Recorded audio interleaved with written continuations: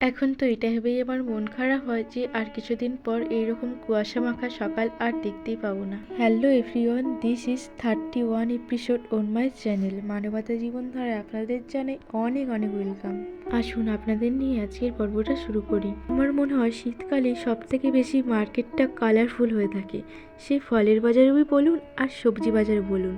তবে কি গরমকালে কালারফুল থাকে না? তা কিন্তু একেবারেই না, তখনও কালারফুল থাকে, তবে শীতকালের মতো এতটা কালারফুল আমার চোখে লাগে না।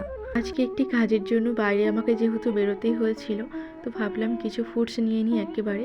তবে কিনা একটা দিক দিয়ে আজকে নিশ্চিন্ত যে কলেজের ক্লাসগুলো অফ রয়েছে। আমি তো পরপর কয়েকদিন কলেজে যেতে যেতে হাঁপিয়ে গিয়েছিলাম। যাকগে, এদিকে দেখুন কিছুটা চা নিয়ে বসে পড়েছিলাম, আর সাথে দেখলেন না ওই ডায়েরিটা দিয়ে কী করছিলাম বলুন তো?